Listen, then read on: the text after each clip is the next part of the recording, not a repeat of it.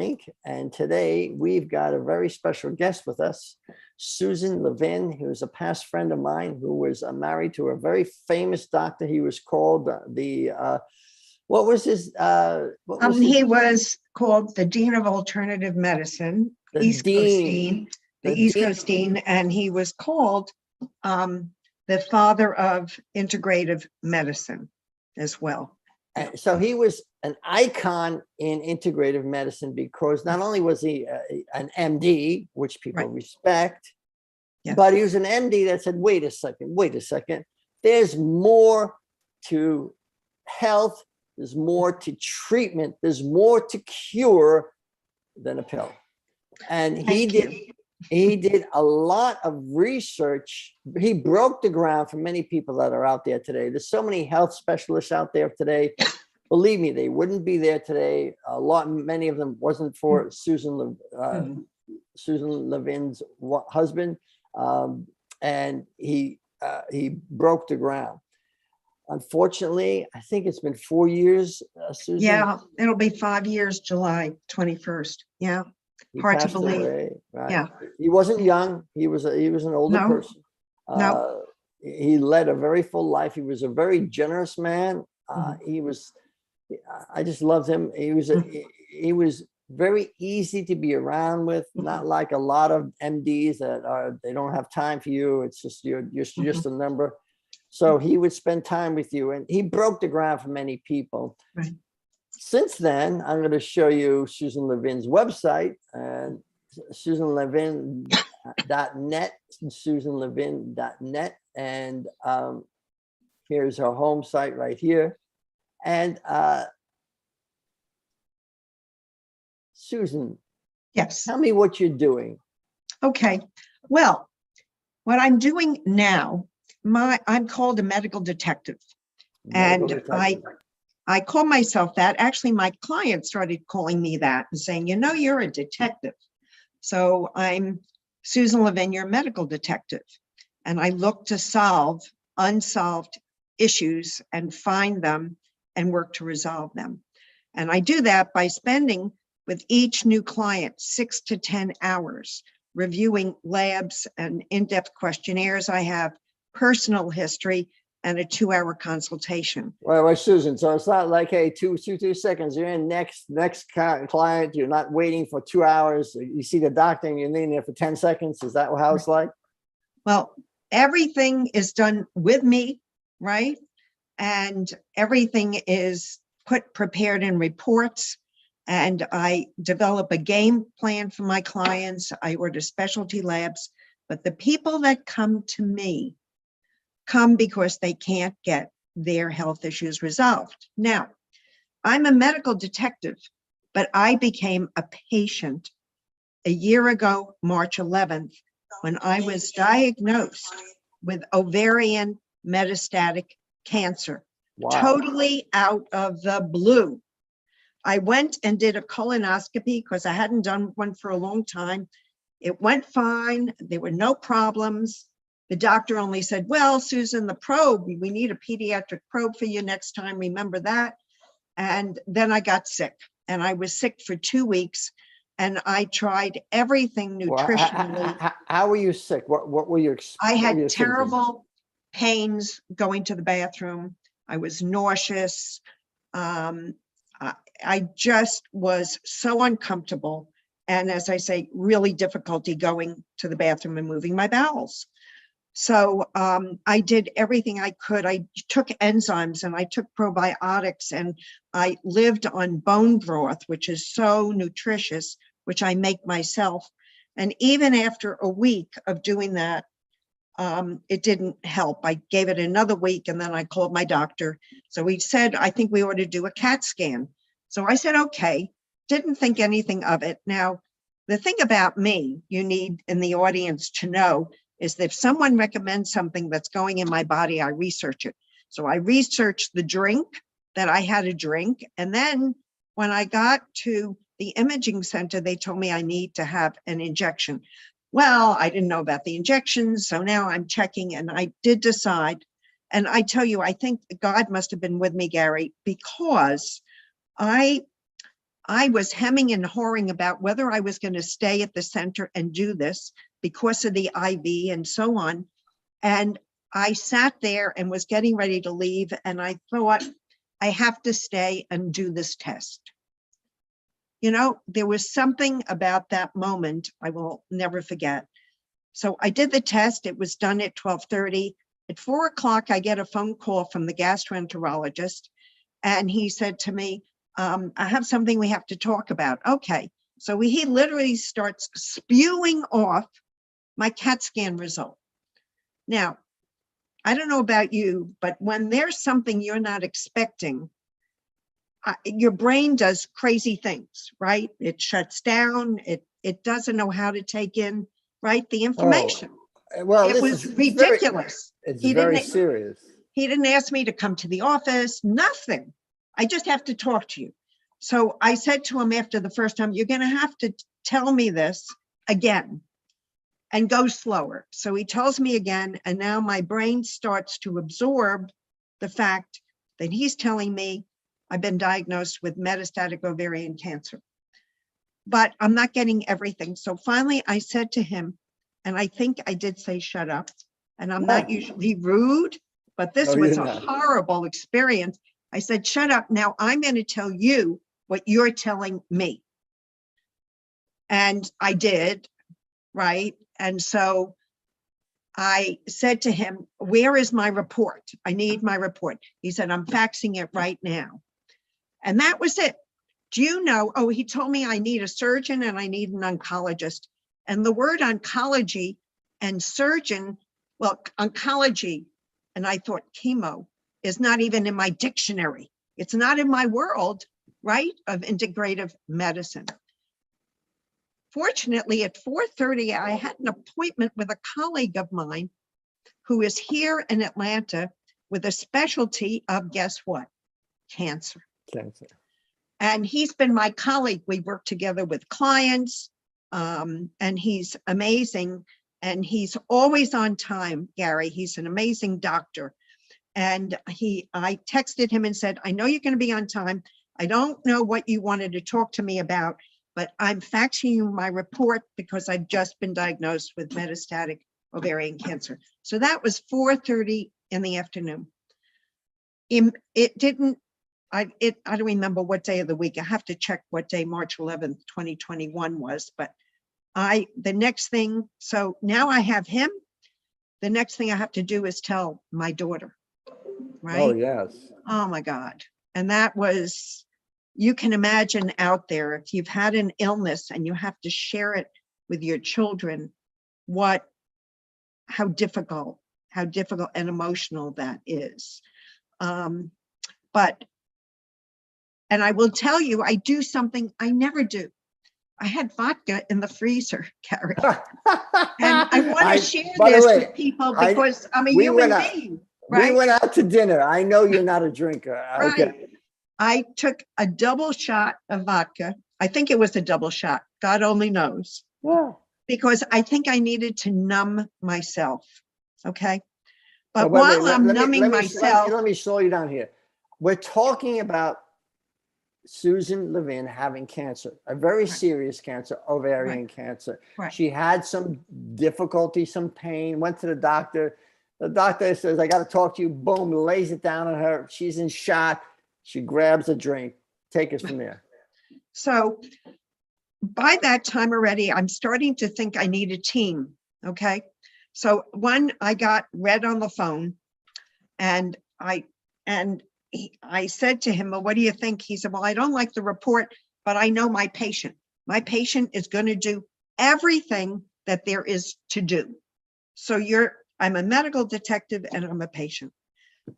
The next thing I did was wait. I want to make sure to give some people some understanding here. Right. So I want, do you help people in your same situation? Right, exactly. So you're the medical detective. You'll help people with cancer, yes or not cancer? Oh, yes. I am starting to work with women with breast and ovarian cancer because... Okay, please go to susanlevin.net and you can contact her there. Do you have a contact key someplace? Yeah, yes, they can contact me. There's a contact sheet Thank you. And they fill it out, and then it's emailed to me, and I follow up. So if you And- have anybody listening, if you have a medical issue specifically Right. about cancer, this is a cancer survivor Right. who knows about these things intimately. Right. Susan Levin, SusanLevin.net. Please go Right. to her. Thank you, Right. Susan. Sorry for interrupting. Go ahead. That's okay. So the next thing I did, and I think it was within a day, was reach out to my herbalist here, who's got a specialty in cancer, brilliantly trained. And so I went to Rhett, and immediately I wanted labs done, not just the CBC and the CMP. I wanted labs that would talk to me about inflammation. I wanted a cancer marker done, so I'd have a baseline, which was a CA 125. And I wanted, you've heard about cytokine storms because of COVID, and vitamin D. I must tell you, women, vitamin D goes down when you've got cancer. The range for vitamin D is 30 to 100. I want my clients to be 80 to 100, and actually I'm 130. Vitamin D is essential. Vitamin Now, C is essential. Is that, do you actually get that by going outside in the sun, or do you take supplements No, again? you've got to take supplements, and there's a program I designed for my clients. But what I want to tell you, that there are things to do preventatively, because in the African American community, there is an epidemic of breast and ovarian cancer, and That's women very don't know what important. to do. They're Well, in shock when we they're have to highlight- diagnosed. We have to highlight that. By the way, Willie, our co-host, couldn't join today, but Right. our audience is primarily the African American community. Oh, And okay. within the African American community, Susan's telling us, and I've heard otherwise also, I've heard also that breast cancer within the African American community is rampant. Yeah. Is that true, Yes, Susan? it Go is ahead. absolutely true. And there is so much that if you happen to be listening and you are not in that situation, but you've got some health issues, it may be pre-diabetes, it may be that you're overweight, it may be that you're fatigued. There are symptoms. Our body gives us messages. Those messages you must take seriously and go to a doctor and say, I need help. And people come to me, they may go to the doctor, the MD or the DO, but they come to me because doctors don't know generally about nutrition. They really don't know about supplements. Yes, they now do vitamin D levels and blood, but for you, I say this, changing your diet. And what does that mean? When I say change your diet, I mean it. And that means saying bye-bye sugar, because sugar and cancer love one another. Absolutely love one another. I just did a post, Gary, on LinkedIn and I researched this, 68% of the foods in supermarkets have sugar in them. So I tell my clients, 68%, I tell them, you go to the supermarket and you only shop on the outside where there's fresh fruit, fresh vegetables, meat, fish, and chicken. If you have the ability to buy organic, great. If you don't, if you go to ewg.org, they will give a list of the worst fruits that have too many pesticides in vegetables and those that are better. And you can get a cleaner in the supermarket and wash your fruit and vegetables to get rid of the pesticides. So you don't have to be rich to change your diet. And frankly, if you go and buy fast foods in the market and prepared foods, you will end up actually spending less money in the supermarket buying fresh food than buying prepared food, which is people don't realize. And then supplements are important. So I recommend a diet high in fat. What kind of fat? Olive oil. I'm on your LinkedIn. Is this the Advance in Cancer Prevention? Is that the blog you're talking about? Oh, I've got so many blogs, Gary, Yeah. on there. But and I've been telling my story on LinkedIn, from shock, all the way to now. And one of my last ones about it, and there'll be more, is shouting from the rooftops, being so thrilled and blessed and feeling so blessed to be well. So diet is, I will tell you, can change your life, can change your health, can change your outcome. You can't change your genes, but you can change your health. And so that is, to me, so important. So that's number one. And two is nutrients. And I'm mentioning just a few basic ones: vitamin A, vitamin C, vitamin D3 with K2, zinc, magnesium, and essential fatty acids. So you want, and probiotics and enzymes for digestion. Eating fresh food only. Do not eat prepared foods. It's hard. I have a question. Because Sure. people are saying don't eat too much fruit because there's a lot of sugar in fruit. Is that true? Right. So I have my clients really limit. Initially, I have them eliminate all fruit. So they're going to have small amounts, and I say small amounts. So I'm, as an example, 110 pounds. I will Oh my gosh. Yeah, I'll have 5 to 6 ounces of protein at night. I eat one meal a day because I do fasting from the night before to the next night. Is that intermittent fasting? Is that what they call it? Correct. Oh, my wife does that. Does that. Right. And so also I eat within a window of no more than about 6-8 hours. It's actually less for me. So, and I eat 2 vegetables. I saute them, I roast them, I use olive oil, I use ghee, which is another form of butter, coconut oil. Well, can I ask you a question? I hope you don't mind this question. No, sure. You look fantastic. Thank you. You have your hair. Right. Did you do the chemotherapy? Did you do all the other stuff that people do and then they lose their hair? Did you go through that? Yes, and that was very, very painful. The interesting thing, Gary, is some women lose their hair the first chemo. I didn't lose my hair completely till after the 3rd. Wow. That was, and I think, and I will tell you, audience, if you're listening, and it's hard, but I had my herbalist and my doctor we developed a program together. I mean, there were basics that I've been taking for years, like the ones I've mentioned to you, but I was taking about 65 vitamins a day.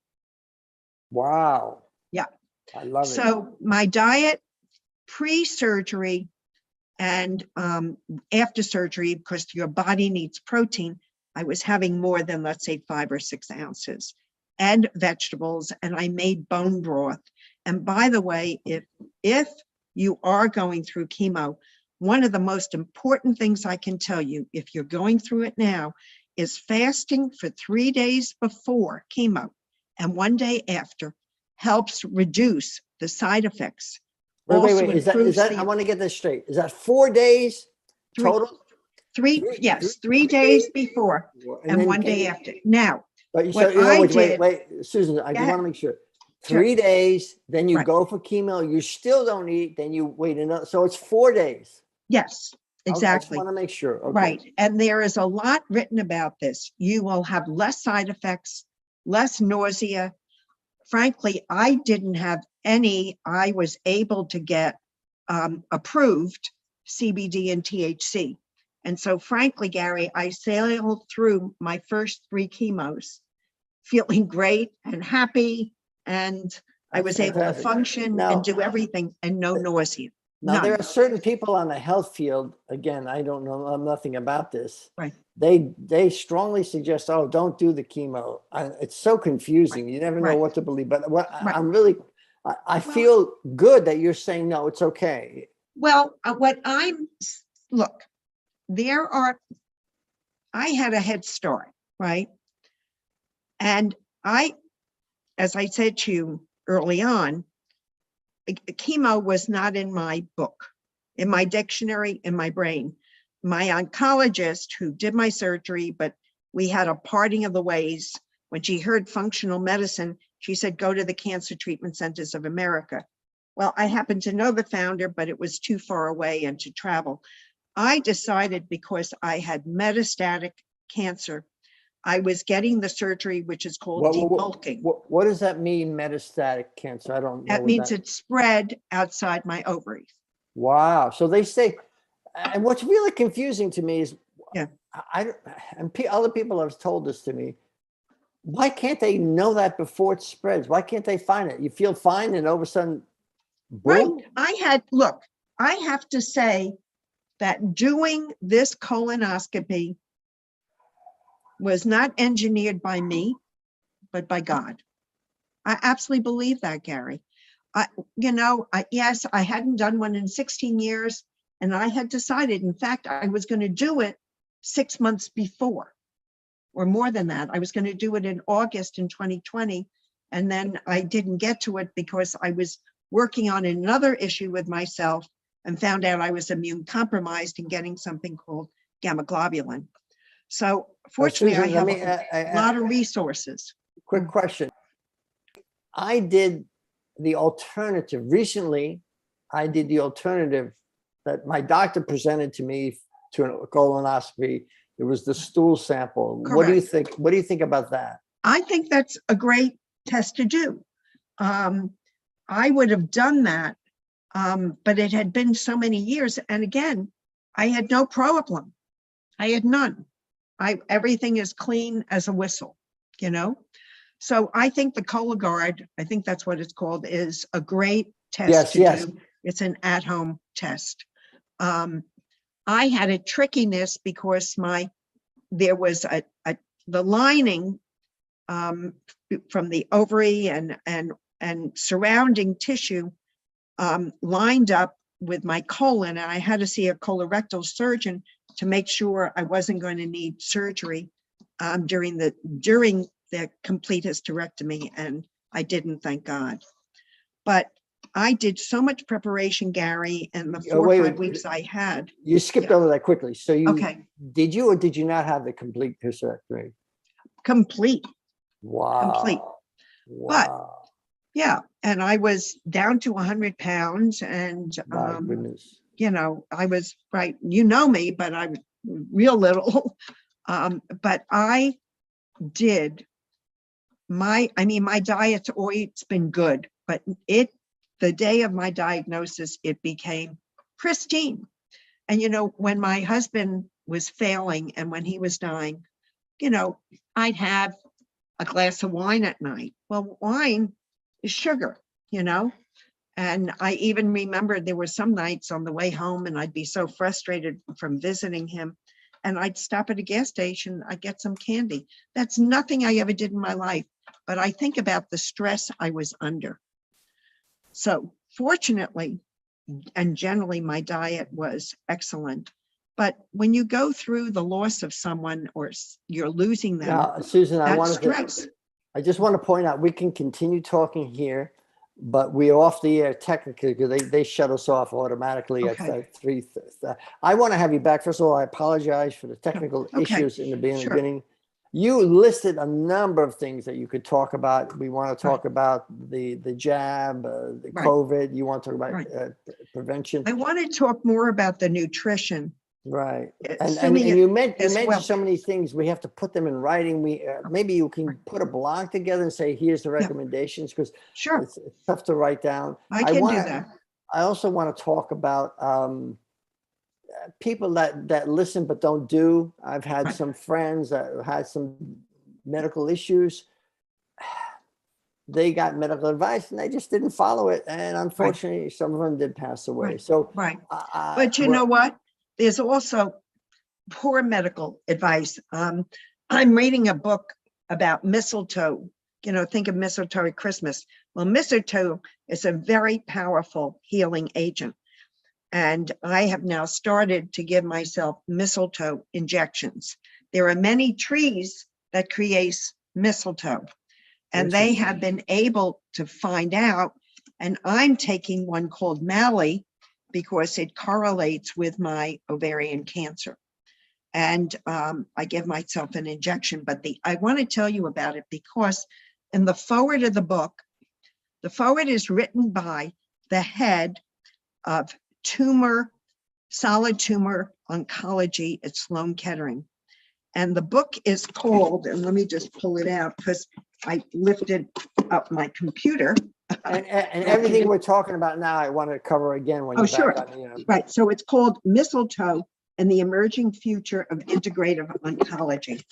So I have done so much, Gary, from my supplements, intravenous therapy, exercise, prayer, working with my hypnotherapist. So when I had issues or concerns or upsets, there was someone I could go to and talk to that really knew me. And those are the components that are necessary, plus believing that you can get well. 50%. It truly is. I mean, Gary, I never for one moment thought I was going to die. Never. God I have bless a you. dear friend that was worried to death I was going to die. It never occurred to me. And, you know, You're a fighter, a strong Susan. person. You're a fighter. Right. And I'm a warrior. And I went to work, period, you know. And I never told my clients, by the way, until recently, when I sent out a beautiful letter to share with them. And I've gotten such responses, but I felt there was nothing to be embarrassed about or anything, but I didn't want my clients worrying about me. I worry about my clients. I take care of them, you know? And so I've had, I mean, so well received. And now my goal is, there's the Georgia Ovarian Cancer, the Georgia Alliance for Ovarian Cancer. So I'm hoping to present to doctors and internists or interns and residents. That's one group. I've just done these 2 one-hour interviews, and you know, we can share the links. I can send those to you. Yes, yes. But let's have you back. We're off the air now. We're on YouTube. We're still being, I wanted to keep this on YouTube so everybody, they can show here, and you have the link now. Right. Okay. But that'll be great. We're on, as you know, Tuesdays, Wednesdays, and Fridays. Right. All 3 o'clock. Only half an hour on Tuesdays and Wednesdays. We can go up to an hour. I'm sorry, Tuesdays and Fridays to half an hour. Wednesdays we can stretch it to an hour. But we can have you on a number of times. I think that would be great. But I think we need to end today. Sure. Thank you. You were great. I feel like we touched on so many things. So I'm excited about having you back. Thank you.